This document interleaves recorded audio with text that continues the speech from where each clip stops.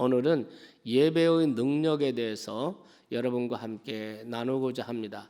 국가를 위한 기도회인데 뭔 갑자기 또 국가, 나라 이런 것이 아니고 뭐 예배냐 이런 생각을 하실 수가 있겠는데, 어쨌든 저는 예배가 살아나면 모든 것이 살아나고 예배 하나만 붙들면 모든 것을 이룰 수 있다, 이렇게 믿기 때문에 오늘 예배의 능력이라는 제목으로 첫 시간의 말씀을 여러분과 함께 나누고자 합니다. 여러분, 우리가 교회나 개인이나 그리스도인이 모든 일을 할 때, 모든 사역을 할 때 그 출발점이 있습니다.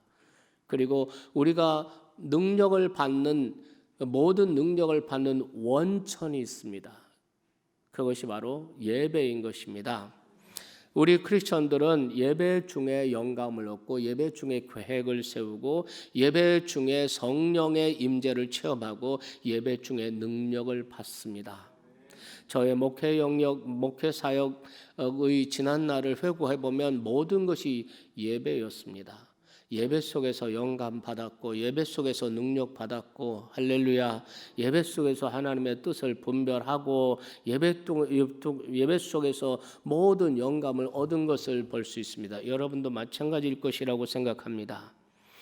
사도행전 10장 44절에 보면은 베드로가 이 말 할 때에 성령이 말씀 듣는 모든 사람에게 내려오시니라는 말씀이 있어요. 고넬료의 집에서 사도 베드로를 초대하고 가족들과 이웃들과 친척들이 모여서 예배를 드릴 때 성령이 예배하는 그 자리에 있는 모든 사람에게 임했다는 것입니다. 그만큼 예배가 중요합니다. 예배 하나만 붙들면 모든 것이 살아납니다. 그런데 문제는 오늘날 성도들에게 예배의 약화 현상이 일어난다는 것입니다. 예배의 본질이 점점 왜곡됩니다. 종교의식이나 문화가 예배를 대신하고 있습니다. 사람들이 점점 예배를 소홀히 여깁니다. 모이기를 패하기 시작합니다. 이것이 예배의 약화 현상입니다. 이번 코로나 사태 때문에 한국교회 모든 교회들이 그 온라인 예배를 합니다. 온라인 예배를 드릴 수 있다는 것조차 참 감사하고 감사한 일인데, 저는 이 온라인 예배가 한국교회 공예배의 약화 현상으로 이어지지 않을까 우려하고 있습니다. 그런 우려가 헛된 일이기를 간절히 소망합니다. 오히려 더 예배의 소중함, 일상의 소중함과 예배의 소중함, 교회 공동체의 소중함을 깨닫고 또 새삼 느끼고 예배에 대한 더 뜨거운 사모함으로 이 코로나 사태가 진정되었을 때 더 열심히 모일 수 있는 예배의 약화 현상이 아니라 반대로 예배의 강화 현상이 일어나기를 간절히 소망합니다. 여러분, 항상 신앙의 침체가 올 때 보면 제일 먼저 예배에서부터 약화 현상이 생기게 됩니다. 그래서 히브리서 기자는 모이기를 패하는 어떤 무리와 같이 하지 말고 마지막이 가까움을 볼수록 모이기를 더욱 힘쓰라, 이렇게 말씀을 하신 것입니다. 만일 오늘 여러분의 삶 가운데, 여러분의 신앙생활 가운데 예배 약화 현상이 이런 이유로든 저런 이유로든, 이런 조건 저런 환경, 이런 것 때문에 예배 약화 현상이 있다면 이것부터 회복이 되어야 할 줄 믿습니다. 예배 하나만 붙들면 모든 것을 해결합니다. 예배만 살아나면 모든 것이 살아납니다. 예배가 출발점이고 예배가 능력의 원천이고 예배가 생명이기 때문에 그런 것입니다. 여러분, 오늘 우리가 읽은 이 말씀은 안디옥 교회 얘기입니다. 이 지상에서 기독교 역사 2000년 가운데 최초의 해외 선교사를 세우고 선교를 시작한 안디옥 교회 얘기입니다. 이 안디옥 교회가 이렇게 선교하는 교회가 되었던 이유가 어디에 있습니까? 2절 말씀을 보세요. 2절에 보면은 주를 섬겨 금식할 때에 성령이 이르시되 내가 불러 시키는 일을 위하여 바나바 바울을 따로 세우라, 이렇게 말합니다. 주를 섬겨라는 이 말씀, 주를 섬겨 금식할 때, 주를 섬겨 금식할 때, 이 말이 무슨 말입니까? 영어 성경에 보면 섬기다, 이 말이 워시핑이라는 말을 썼어요. 이건 뭐냐면 예배 드릴 때 성령께서 말씀하셨다는 거예요. 예배 드릴 때 그들이 해야 할 일을 말씀하셨고, 그 일을 위해서 바나바와 바울을 따로 세우라 이렇게 말씀하셨다는 것이죠. 예배를 드릴 때 이렇게 말합니다. 그 예배가 어떤 예배입니까? 주를 섬겨 금식할 때, 이 말은 정말 간절히 예배를 했다는 겁니다. 금식하면서 간절히 목숨 걸고 예배를 했다는 거죠. 그때 성령께서 말씀하셨다는 것입니다. 처음부터 안디옥 교회가 선교의 계획을 했다든가 선교의 의지가 있다든가 이런 게 아니었습니다. 그들은 단지 하나님 앞에 예배를 드렸을 뿐입니다. 예배를 드리되 간절하게 주를 섬겨 금식할 때, 금식하면서 하나님을 예배했다는 것입니다. 그런데 간절히 예배 드릴 때 하나님께서 이 안디옥 교회에 선교의 비전을 주시고 선교의 능력도 주셨던 것입니다.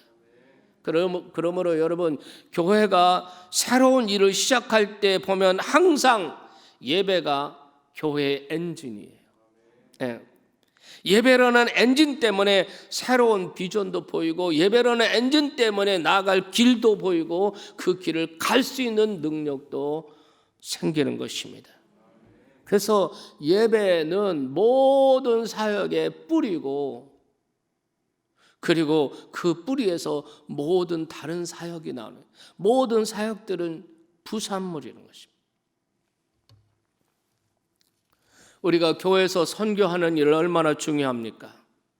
그리스도의 사랑을 실천하고 섬기고 봉사하는 사역들이 얼마나 소중합니까? 우리가 구제를 한다든가 성도의 교제를 나눈다든가 이런 것이 얼마나 중요한 사역들입니까? 그러나 그것도 따지고 보면 예배의 부산물인 것입니다. 예배하니까 선교도 가능한 거고, 예배하니까 사랑도 교제도 섬김도 봉사도 사역이 일어나는 것입니다. 예배가 죽으면 모든 것이 다 죽는 거예요.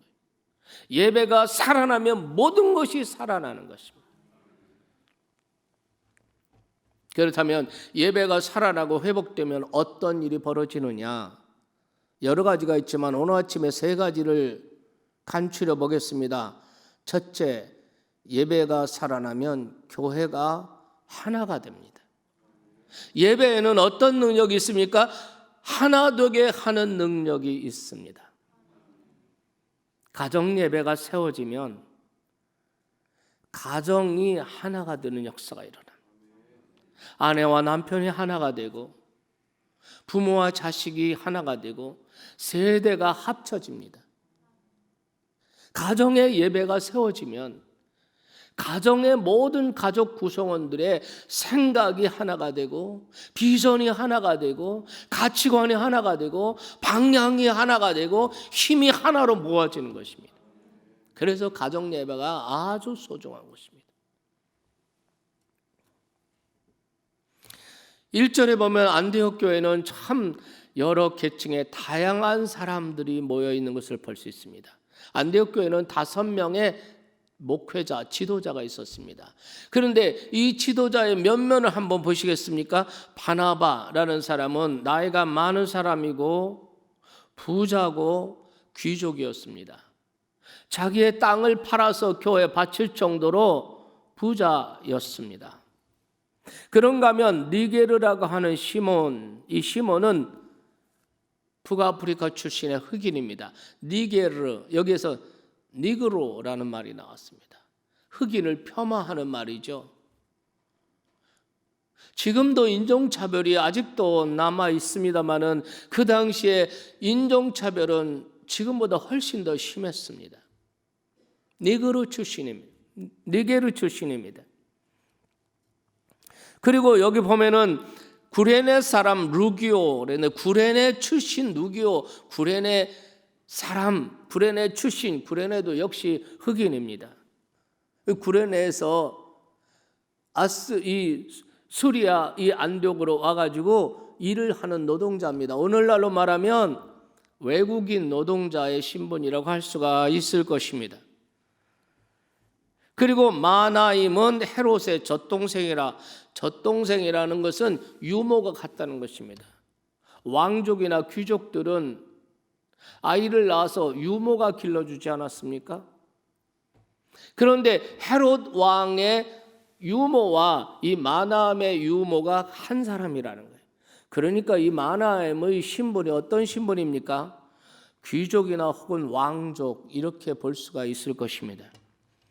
또 여기에 보면은 잘 아는 사울은 어떤 사람입니까? 여러분이 잘 아시다시피 이 사람은 가말리엘 문화에서 학문을 익힌 바리새인이요 히브리인이요 정말 엘리트 출신입니다. 최고의 지성인입니다. 자, 이렇게 안디옥 교회는 여러 인종, 다양한 계층의 사람들이 있었습니다. 이렇게 다양한 계층이 모이면 반드시 문제가 생기게 마련이죠. 그런데도 불구하고 이 교회가 하나가 되어 있었습니다. 이유가 무엇입니까? 주를 섬겨 금식할 때 예배가 살아있었다는 거죠. 예배가 살아있으면 하나가 됩니다. 교회든 가정이든 어느 기관이든 예배가 살아있으면 하나가 되는 줄 믿습니다. 하나님께서는 다양성을 녹이시는 분이세요. 다양성이 있는데 성령이 역사하지 않으면 그 다양성, 다양한 계층 그것들이 분열과 충돌의 원인이 되어버립니다. 그러나 성령이 임재하시는 예배가 있으면 바로 그 다양성이 녹아져서 하나가 되어버립니다. 그런 공동체가 무엇입니까? 교회입니다. 이게 교회의 영광입니다. 교회에 얼마나 다양한 사람, 다양한 계층, 다양한 취향, 다양한 성격, 다양한 배경을 가진 사람들이 수백 명, 수천 명 모입니다. 그런데 우리가 성령의 임재가 있는 성령 충만한 예배를 드리고 찬양을 드리고 예배를 드리고 기도할 때 우리는 무엇을 느낍니까? 우리는 하나라는 것을 느낍니다. 성령의 역사 때문이죠. 이것이 교회의 영광입니다. 이것이 세상의 어떤 공동체, 어떤 단체하고 다른 교회의 영광인 줄로 믿으시기를 바랍니다.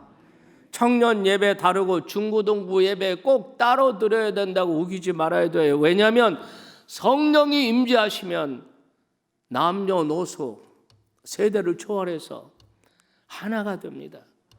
같은 은혜를 받고 같은 느낌을 받고 우리가 하나의 가족이라는 뜨거운 마음이 일어나는 것을 볼 수가 있습니다. 여러분 생각해 보세요. 수백 명, 수천 명이 정말 다양하고 다양한 그런 계층과 생각을 가진 사람들이 모였는데 하나가 될 수 있다는 거.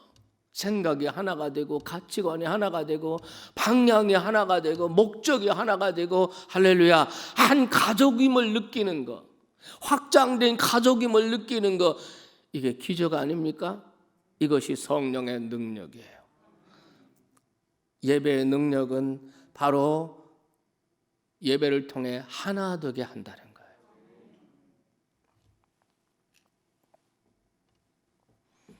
두 번째는 환난을 이기게 합니다. 예배는 환난을 이기게 하는 능력이 있습니다. 창세기 3장 35장에 보면 야곱이 세겜 땅에서 아주 큰 어려움을 만나게 돼요. 하나밖에 없는 외동딸이 세겜 추장의 아들에게 사랑한답시고 성폭행을 당하는 것입니다. 그러니까 야곱의 아들들이 분해서 음모를 꾸며서 할례를 받게 만들고 그리고 그 세겜 땅의 남자들 40명을 다 죽여버려요. 세겜 땅의 사람들이 뒤집어졌습니다. 아니 외지에서 굴러 들어온 사람이 그래서 야곱의 이 가족을 완전히 다 쓸어버리려고 계획을 세우고 분노를 하고 모여들고 준비를 하고 이제 야곱의 가정은 완전히 죽음의 위기 가운데 놓여 있습니다. 이런 위기 가운데 야곱이 했던 것은 무엇입니까? 그때 야곱은 어떤 고백을 합니까?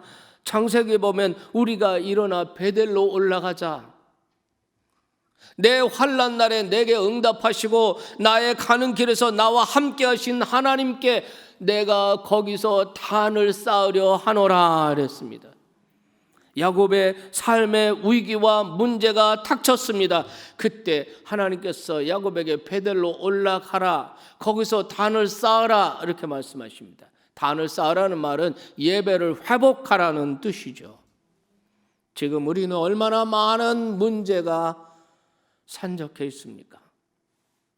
개인적으로나 가정적으로나 여러분의 생업에 있어서나 우리 젊은이들의 진로에 있어서나 그리고 국가적인 이런 경제 위기 그리고 코로나 재난 이런 모든 것 사람으로서는 해결할 수 없는 하나님이 아니면 해결할 수 없는 얼마나 많은 난제들 이런 것들이 산적해 있습니다. 야곱은 어디서부터 문제를 풀었습니까? 우리는 어디서부터 문제를 풀어야 합니까? 예배에서부터 문제를 풀어야 됩니다. 내가 거기서 단을 쌓으려 하노라. 그리고 그가 그렇게 결심하고 우상을 버리고 의복을 깨끗이 다 빨아서 성결하게 하고 가족들을 다 준비시켜서 그 세겜 땅을 떠나려고 합니다. 그럴 때 그 세겜 사람들이 그렇게 분노하고 야곱의 가족들을 다 진멸하려고 하다가 갑자기 이들에게 두려움이 덮칩니다. 그래서 떠나는 것 눈으로 보면서도 추격하지 못하고 해하지 못합니다. 그 위기에서 그 환난에서 무사히 벗어나는 것을 믿으시기 바랍니다. 이게 예배의 능력이에요. 지난 설교에서 이 얘기를 드렸습니다만 다시 한번 역사를 생각해 보겠습니다. 제2차 세계대전이 발발했을 때 대영 제국 국민들은 깊은 절망과 불안에 사로잡혔습니다. 전쟁의 성살이 없어 보였습니다. 이제 나치 독일에게 점령당하는 거 시간 문제입니다. 그때 영국의 수상이었던 윈스턴 처칠 경이 윌리엄 템플 경에게 대국민 연설을 부탁하게 돼요. 이렇게 해서 갖게 된 대국민 연설에서 윌리엄 템플은 이렇게 연설을 시작했다고 합니다. 대영 국민 제국 국민 여러분, 지금 우리는 하나님을 예배할 때입니다. 전쟁은 큰 일입니다. 그러나 예배는 더 큰 일입니다. 만일 우리 국민이 이와 같은 때 진정 하나님을 예배할 수만 있다면, 그리고 이런 때에 우리가 하나님을 바라보고 하나님을 의지할 수만 있다면 우리는 전쟁은 결코 큰 일이 아닙니다. 그리고 우리는 능히 우리가 예배하는 하나님으로 말미암아 우리는 승리할 것입니다. 예배를 하자는 거예요. 전쟁 앞에서, 이 국난 앞에서 윈스턴 처칠 하나님의 사람은 어디서부터 문제를 풀어갑니까? 예배서부터 문제를 풀어가자. 예배서부터 문제를 풀어가자. 그 이튿날 주일날 영국의 모든 교회들이 총을 땡그랑 총을 울립니다. 그리고 교회마다 예배하는 국민들로 인산인해를 이뤘다고 합니다. 이거는 역사입니다.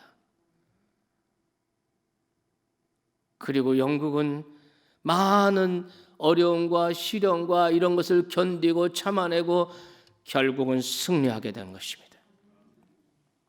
그러므로 그리스도인이 배워야 할 한 가지, 예수를 믿는 하나님의 백성들인 저와 여러분이 배워야 할 한 가지, 쇠뇌될 정도로 붙들어야 할 한 가지 메시지가 있습니다.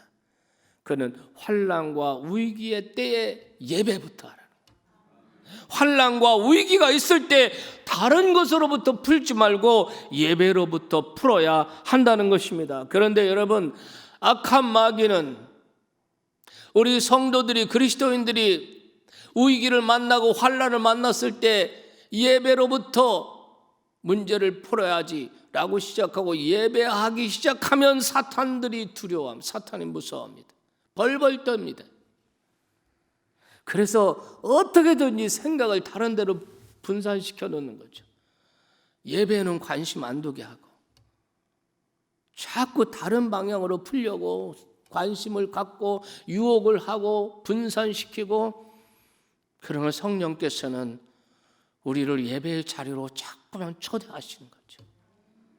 여러분, 위기를 만날 때, 인생의 위기를 만났을 때, 가정의 환난을 만났을 때, 또 국가의 재난을 만났을 때 하나님의 백성인 저와 여러분은 마귀의 유혹에 넘어가지 말고 어디서부터 문제를 풀어요? 예배에서부터 문제를 풀어요. 왜냐하면 예배는 우리에게 환난을 이기게 하는 능력을 줍니다. 마지막 세 번째, 예배는 꿈을 갖게 하는 능력이 있습니다. 예배 드릴 때 꿈을 갖습니다. 예배는 꿈을 갖게 합니다. 안디옥 교회는 예배 중에 성령의 음성을 듣고 땅끝을 보기 시작합니다. 안디옥 교회는 본래 땅끝을 보는 비전이 그들에게 없었습니다. 그런 교회가 아니었습니다. 그 교회는 다만 예배에 목숨을 건 교회, 예배에 집중합니다. 주를 섬겨 금식할 때 예배를 제대로 간절히 드리니까 눈이 열리더라는 것입니다. 자신들이 무엇을 해야 될지를 알게 되었습니다. 그것은 바로 땅끝까지 복음을 전하는 땅끝 선교였습니다. 그리고 그 일을 위해서 누구를 세워야 할지를 알게 되었습니다. 그래서 바나바와 바울을 선교사로 세워서 보냈습니다. 그렇습니다. 예배를 잘 드리는 교회, 예배를 잘 드리는 사람은 비전이 충만하고 다른 것은 모르지만 방향이 명확합니다. 이 시대의 문제가 뭡니까? 예수님께서 그 빈들의 수많은 그 굶주린 영혼들을 향해서 말씀하셨듯이 목자 없는 양과 같이 유리방황함이라 길을 잃었습니다. 어느 쪽으로 가야 할지 방향이 헷갈리는 것입니다. 당장 내가 무엇을 얻느냐, 무엇을 하느냐, 이건 둘째 문제예요. 내가 무엇을 얻느냐, 무엇을 하느냐, 이거는 둘째 문제예요. 방향이 중요해요. 어디로 가야 하느냐, 어떤 방향으로 가야 하느냐. 방향만 올바르면 나머지는 시간 문제예요. 방향보다 더 중요한 게 없어요. 아무리 빨리빨리 속도가 중요하다고 생각하지만 속도보다 중요한 것이 방향이에요. 방향만 올바르면 시간이 지나면 지날수록 성장하고 성숙하고 열매를 맺고, 믿으시기 바랍니다. 여러분, 그래서 저는 전에도 설교할 때 그런 말씀 드렸는데요. 이 비전, 이 꿈이라는 거, 이것은 마치 밤하늘의 별과 같습니다. 사실 꿈을 하늘의 별로 생각한다면 여러분, 그 별을 우리가 딸 수 있습니까? 우리가 별을 딸 수는 없지만 그러나 별이 우리에게 주는 아주 강력한 유익이 하나 있습니다. 그것은 바로 방향입니다. 우리가 방향을 줍니다. 그래서 별을 따겠다고 나가는 사람, 별을 따는 사람, 우리가 비전이라고 하는 꿈을 꾸고 그 꿈을 이루겠다고 나가는 사람은 적어도 방향을 잃지 않아요.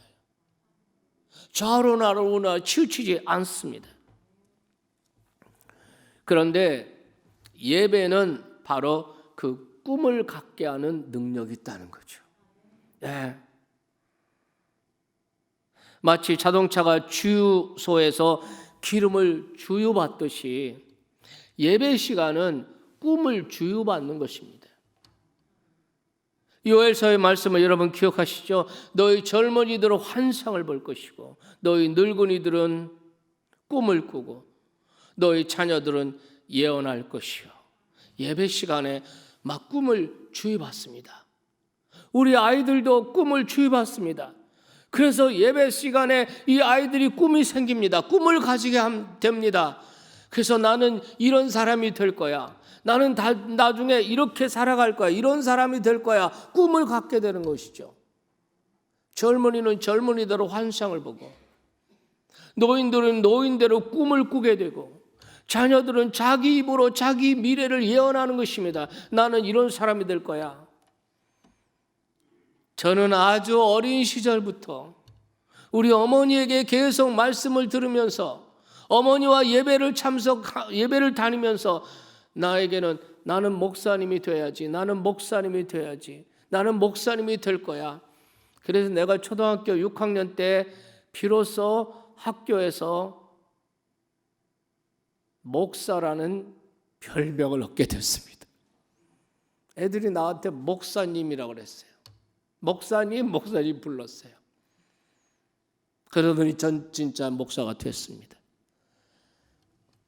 예배 시간은 주유소에서 막 기름을 주유받듯이 예배 시간은 꿈을 주유받는 거예요.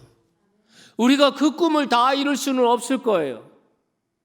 그러나 적어도 꿈을 꾸는 사람, 꿈을 향하여 나가는 사람에게는 강력한 유익이 하나 있습니다. 방향이 흐트러지지 않는다는 것.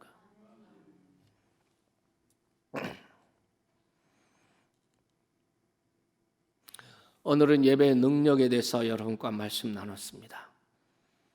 여러분, 이 코로나19 사태, 우리가 사회적 거리를 두어야 하는, 그래서 함께 모이기 어려운 이때 우리는 오히려 예배를 사모하고, 아멘, 지난날 우리가 드리던 그 예배에 대한 진정한 감사 없이, 감격 없이 드리던 예배, 종교적이고 형식적으로 드리던 예배, 자기 만족을 위해서 드렸던 예배, 뭔가 잘못 드렸던 예배를 오히려 진심으로 회개하고, 그리고 우리가 예배당에 모여서 드리는 이 예배만이 예배의 전부라고 생각하고 주일날 예배하고 월요일서부터는 예배하고 상관없는 담쌓고 사는 이러한 삶이 없는, 생활이 없는, 뭔가 잘못된 이런 예배를 우리가 진심으로 이번 기회에 깨닫고 회개하고, 우리가 이 코로나 사태가 진정되면서 진정한 예배의 회복자로, 예배가 회복되는 역사가 있기를 주님의 이름으로 축원합니다. 그래서 우리 한국교회가 하나가 되고 가정이 하나가 되고, 우리 한국교회가 정말 이 시대의 어려움을 극복해내고 위기가 기회로 만들어버리는 이런 정말 내공 있는 이런 우리 성도님들, 그런 한국교회, 우리 참정교회가 되기를 간절히 소망합니다. 오늘은 예배의 능력, 이런 제목으로 여러분과 함께 말씀을 나눴습니다.